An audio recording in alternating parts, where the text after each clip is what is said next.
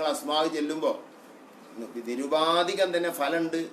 അതോടുകൂടെ ഒളു ഉണ്ടായാൽ ആ സുഗന്ധങ്ങളൊക്കെ നോമ്പില്ലാത്ത ആളാണെങ്കിൽ നോമ്പ് പിന്നെ ഇല്ലാത്ത ടൈമാണെങ്കിൽ സുഗന്ധങ്ങൾ പൂശി കിബിലൊക്കെ ഇരുന്ന് അങ്ങനൊക്കെ ചൊല്ലുകയാണെങ്കിൽ പിന്നെ ഹൽക്കയായി ചൊല്ലും. പിന്നെ കിബില വേണ്ട, നല്ല അതവോടുകൂടെ ഇഫ്തിറാഷിൻ്റെ തവറുക്കിൻ്റെ ഇരുത്തിയിരുന്നിട്ട് ചൊല്ലുക, മുത്തറബിയായിരിക്കാതെ അതേപോലെ തന്നെ അങ്ങും തിരിഞ്ഞു നോക്കാതെ മൊബൈലും മറ്റൊക്കെ ഓഫ് ചെയ്തിട്ടാണ് ഇതൊക്കെ ചെയ്യേണ്ടത്. അതിൻ്റെ അടിയിൽ ഇങ്ങനെ എടുത്തുകാണ്ട് നോക്കിയാണ്ട് അങ്ങനെ ഇപ്പോൾ ബദർ മൗലിദ് ഓതുകയാണെങ്കിൽ ഒരാളോത് കലാകുല അങ്ങനെ പറഞ്ഞാണ്ട് അത് തങ്ങളും മൂല്യരക്കാ കാര്യത്തിൽ കണക്കാണ്. അതുകൊണ്ട് തന്നെ ആ മജ്ലിസിന് ഒരു ബർക്കത്തും ഉണ്ടാവും. 2-3 മൊബൈൽ കൊടുത്തേക്കാണ്. ചിലർ മൊബൈലിൽ നിന്ന് അത് ചെല്ലണേ മൗലിദിൽ ഏടില്ലെങ്കിൽ തിരക്കടില്ല. എന്താ അപ്പം അതിനെ പറ്റി ഒന്നും ഇപ്പോൾ പറഞ്ഞിട്ട് കാര്യമില്ല, ഇന്നെ ഭ്രാന്തനാക്കുമ്പോഴങ്ങ് പറഞ്ഞാൽ.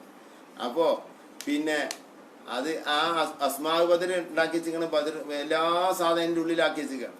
എന്നിട്ട് അതിൽ നിർത്തി ഇങ്ങനെ ചെല്ലുകയാണ്. വേടുണ്ടായാലും വേണ്ട, എന്തുണ്ടായാലും വേണ്ട. പിന്നെ ഒന്നും ഗുളിയോ എന്താ വേണ്ടത് ഇപ്പം അതിന് എല്ലാം ഉണ്ടായിരുന്നു. അപ്പം അതൊക്കെ ഒന്ന് നിർത്തി, അതൊക്കെ ഒന്ന് ഓഫ് ചെയ്തിട്ട് എന്നിട്ട് അങ്ങനൊക്കെ ഒന്ന് ചൊല്ല്. അങ്ങനത്തെ മജ്ലിസിൽ ആ മജ്ലിസിൽ ഒരൊറ്റ ഒന്നിനെ ഉപയോഗിക്കാനാക്കരുത്. അവനോട് പുറത്തു പോകാൻ പറഞ്ഞു. ഏത് തങ്ങളായാലും വേണ്ടിയില്ല, ഏത് മൂലയിലായാലും വേണ്ടില്ല, നിങ്ങൾ ഇവിടെ ഈ വിത്തനുണ്ടാക്കരുത്, നിങ്ങൾ ഒറ്റക്ക് മൊബൈലിരുന്ന് എല്ലിക്കൊളി.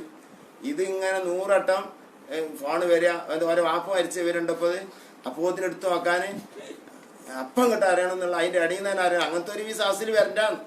ഈ ബദരീങ്ങളെ മജ്ലിസും മൗലിദും മുഴുവൻ കേടെടുത്തിയത് ഈ മൊബൈലേരാണ്.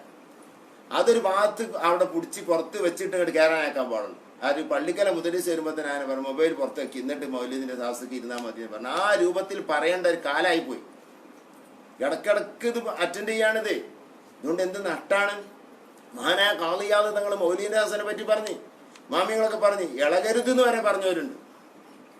ദുആക്കുത്തരം കിട്ടുന്ന മജ്ലിസിന്റെ ഉദാഹരണമായിക്ക മജ്ലിസി മൗലിദീൻ എങ്ങനെയാണ് ഇമാം ജാവി തങ്ങൾ പറഞ്ഞത്. അത് അതവോടുകൂടെ ചിരിക്കാതെ കളിക്കാതെ വർത്താനം പറയാതെ ചൊല്ലേണ്ട സംഗതിയാണ്. ഇത് ആ നേരത്തെ തന്നെ വിവരം അറിയണം. നമ്പറുണ്ട്, മറ്റുണ്ട്, മറിച്ചുണ്ട്, ഇടക്ക് എണീച്ചു പോവുക. ഹോമിയോപ്പതീസ് എല്ലാം വരണ്ടീനോ അങ്ങനെ എണീച്ചോണ്ട ആൾക്ക്. ഇതൊക്കെയാണ് നമ്മുടെ മജ്ലിസുകളുടെ ഫലങ്ങൾ കുറച്ചത്. തീരെ ഫലം ഉണ്ടാവില്ല എന്നല്ല, എങ്ങനെ ചെയ്താലും ഇൻഷാല്ലാഹ് മഹാന്മാരായിട്ടുള്ള ബന്ധമായതുകൊണ്ട് ഫലം ഉണ്ടാവും. പക്ഷെ നാം ഉദ്ദേശിക്കുന്ന പ്രയാസങ്ങൾ തീരാൻ, രോഗങ്ങൾ മാറാൻ, വലിയ വലിയ പ്രശ്നങ്ങൾക്കൊക്കെ ഓരോ വീട്ടുകാരെ നേർച്ചയാക്കിയ മജ്ലിസാണിത്. ആ മജ്ലിസിലാണ് നമ്മൾ ചെയ്യുന്നത്. അത് വല്ലാത്തൊരു നഷ്ടം തന്നെയാണ്. ഏതായിരുന്നാലും വളരെ സൂക്ഷിക്കണം. അതൊക്കെ ഞാൻ പറഞ്ഞു കൊണ്ടുവന്നത് ബദരീങ്ങളുടെ പേരിൽ വളരെ അധികം രചനകൾ നമ്മുടെ നാട്ടിൽ തന്നെ ബഹുമാനപ്പെട്ട കക്കടിപ്പുറം സആദത്തുൽ അബദിയ ഫി അസ്മാഇ സ്വഹാബത്തിൽ ബദരിയ അത് ഗദ്യമായി എഴുതിയതാണ്.